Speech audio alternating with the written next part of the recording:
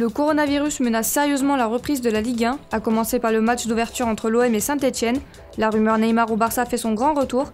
C'est parti pour le JT Made in Foot du mardi 17 août. La reprise tant attendue du championnat de Ligue 1, prévue ce week-end, est menacée. Voilà 5 mois que tout un pays attend le retour du foot français. Malheureusement, les Marseillais et les Stéphanois vont peut-être devoir patienter au-delà de ce week-end avant de voir leur équipe fétiche fouler les pelouses de Ligue 1. Hier soir, l'Olympique de Marseille a communiqué une bien mauvaise nouvelle. 3 membres de l'effectif professionnel sont suspectés d'avoir contracté le coronavirus. Si les suspicions sont confirmées, l'OM compterait désormais 4 cas positifs au sein de son effectif en moins d'une semaine. Jordan Amavi, également touché par le coronavirus, est en quarantaine. Le problème est que le règlement de la LFP stipule que si une équipe a plus de 3 joueurs ou encadrants isolés sur 8 jours glissants, le virus est circulant dans le club. C'est donc désormais la LFP qui va devoir décider du maintien ou non du match d'ouverture de la saison de Ligue 1 entre Marseille et Saint-Etienne. À l'OM, la rencontre amicale face à Stuttgart a été annulée vendredi et la Provence affirme que la séance d'entraînement prévue aujourd'hui est elle aussi annulée. D'ailleurs, début août, nos rencontres amicales face à Montpellier avaient déjà été annulées à cause de joueurs positifs au sein de l'effectif montpelliérain. Côté stéphanois, le club a également été confronté à un cas positif parmi les joueurs. Par contre, celui-ci n'est pas présent au stage à Dinard avec l'ensemble du groupe. Concernant la tenue du choc entre les Verts et les Olympiens, une réponse devrait être apportée par la LFP d'ici les prochains jours. La reprise du championnat s'annonce d'ores et déjà semée d'embûches. On file désormais en Europa League. Hier soir, le FC Séville a décroché son ticket pour la grande finale. Les Espagnols, détenteurs du record de nombre de victoires dans cette compétition, tenteront de décrocher un 6e sacre. Les coéquipiers de Lucas Ocampos, menés au score après 10 minutes de jeu, sont parvenus à renverser Manchester United. Séville s'est finalement imposé 2-1 et disputera la finale de l'Europa League vendredi à 21h. Concernant leur futur adversaire, il sera connu dès ce soir. Il s'agira du vainqueur entre l'Inter Milan et le Shakhtar qui s'affrontent à 21h en demi-finale. En Espagne, la rumeur Neymar au Barça fait son grand retour. Le Barça pense de nouveau à Neymar, titre le journal Sport. Après la perte du titre de Liga dans le sprint final ainsi que la déroute face au Bayern en Ligue des Champions, le président Bartomeu aurait changé son fusil d'épaule.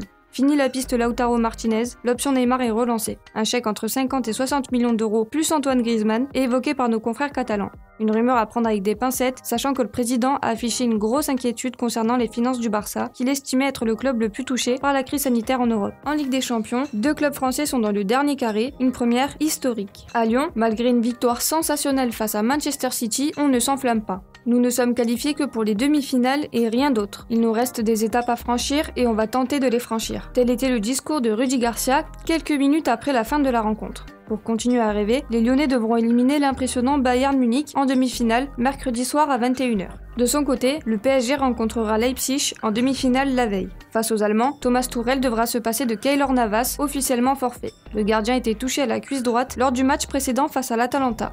Idrissa Gueye, quant à lui, est très incertain pour le match. Le Sénégalais a ressenti une alerte musculaire samedi à l'entraînement. Finalement, Marco Verratti devrait toujours être forfait pour la rencontre. Toujours au Barça, alors qu'une volonté de départ de la part de Lionel Messi était évoquée un peu partout en Europe, le club a tenu à réagir. Auprès de Mundo Deportivo, qui a relayé l'information hier, les dirigeants barcelonais ont assuré qu'à ce jour, Messi n'a jamais demandé de quitter le club. Au Real Madrid maintenant, un joueur a clamé haut et fort son désir de partir. Il s'agit de James Rodriguez. Le Colombien a envoyé un message clair dans une émission radio. « Je veux aller là où je pourrai jouer, où je serai heureux et où je me sentirai aimé par tout le monde ». À 29 ans, le milieu offensif est sous contrat jusqu'en 2021 et n'a disputé que 5 matchs en tant que titulaire en Liga cette saison.